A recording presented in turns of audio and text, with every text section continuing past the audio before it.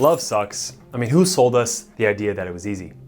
Oh wait. Finding love is really a very simple process. You be a cash, I'll be a rubber band. You be the match, I will be a fuse. Boom, painter band. The biggest marketing scheme in the world, but why do we all buy it? Everyone has an internal desire to have that one sexy person who is intelligent, funny, and loving, and accepting, and will make you a better man. A loyal woman who listens and loves and accepts every part of you. Why is that so damn hard to find, especially nowadays? Well, let's start with some numbers. We all know that only 50% of marriages work out, of course, but out of those successful marriages, only 60% of those are truly happy. So follow me here. That means only 1 in 3 people have truly found that special someone. And to be honest with you, even when I say that number, I don't believe it. I think it's even less. And I bet that 60% of men that said that they were happy in the relationship don't realize just how unhappy their wives are, but they will. But that's for another video too. Now, this isn't some BS statistic that I'm pulling out of thin air. It's based on a study pulled from eHarmony on the PRN Wire. I've learned a lot of things about love and relationships over the past decade as a licensed therapist. When it comes down to finding, attracting, and keeping that one,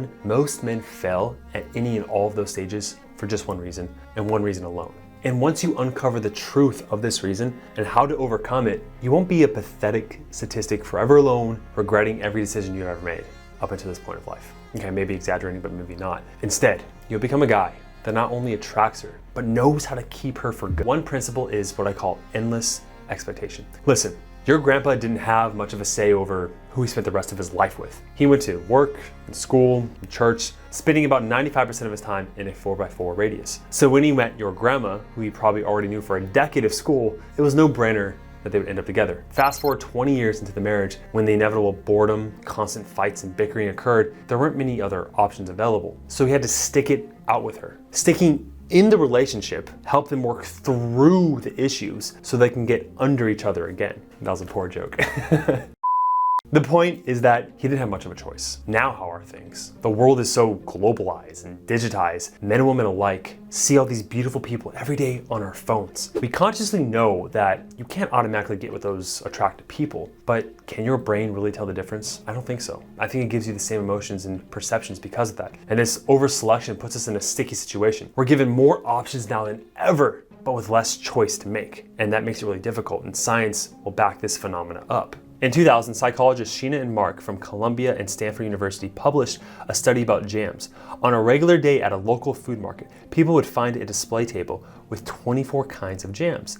Then on another day at the same food market, people were given only 6 types of jam choices. Guess which display led to more sales? Exactly. What the researchers found was that the big display of 24 jams generated less interest, and people were far less likely to purchase a jam than with a smaller display. And with thousands of flavors of people at your fingertips, seemingly, why would you ever fully commit? And I gotta get close for this one. Speaking of commitment, consistent studies show that it is the #1 trait that leads to the longevity of a relationship. So when you combine how much choice we have nowadays and how that affects our commitment, and how commitment is the most important thing for a relationship to work, it explains everything why so many people are just failing to stay together. Now, there is some debate whether social media is more of a force for good or force for evil. Is it corrupting our minds or revealing our true nature as human beings? Well, when it comes to relationships, social media is proving to be the devil's little tools of destruction. So I'm a little bit nosy, right? And I have this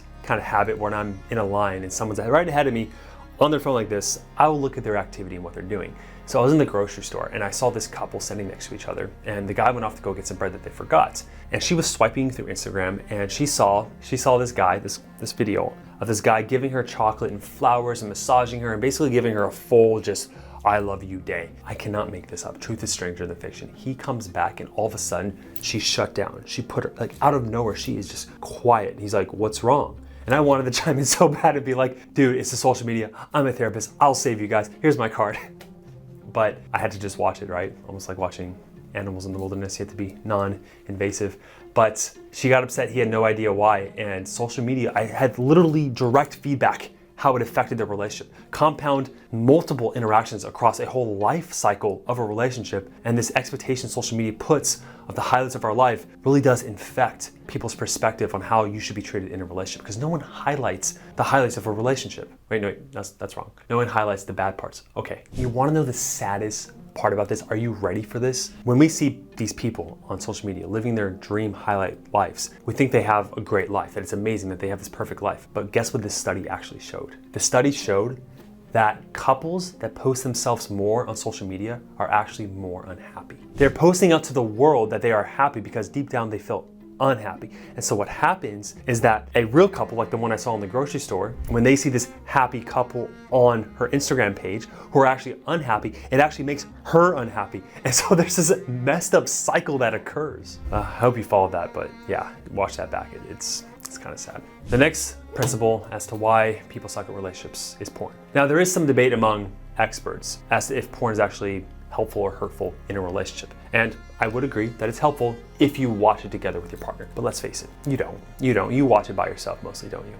You don't do it to connect with your partner. You do it to relieve stress. You do it because you're not getting any intimacy with your partner, right? Look, porn increases your erectile dysfunction. It lowers your testosterone. It makes you objectify her, desire her less at the same time. It lowers your dopamine, which is that incentive molecule. The more dopamine you have, the more motivated you are in life, that just like positive energy, it lowers that as well. And couples who increase their consumption of pornography are nearly twice likely to divorce than couples who do not. I'm not gonna expand on this, just stop watching porn. The last principle that is making people suck at relationships is the shifting of gender dynamics across our nation. I mean, look, a lot of people, they're raised just by their mothers solely. A lot of us, I know I was, like our father was working. And a lot of times for a man to become more masculine, we had these rites, rituals, passages, groups, fraternities, if you will, that was really commonplace across society.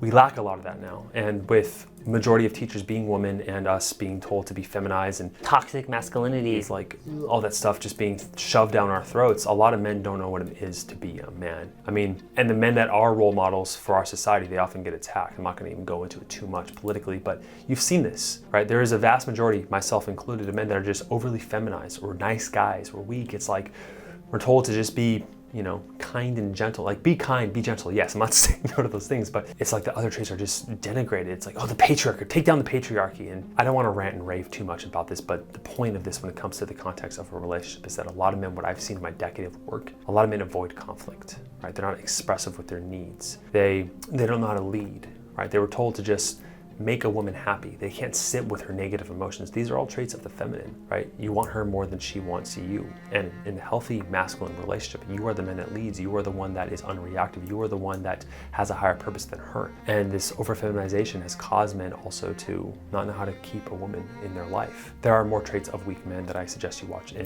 this video right here, somewhere on the screen. Thanks for watching. I really appreciate it. Much love to you. Hopefully I get to meet you one day, whoever you are. Cheers.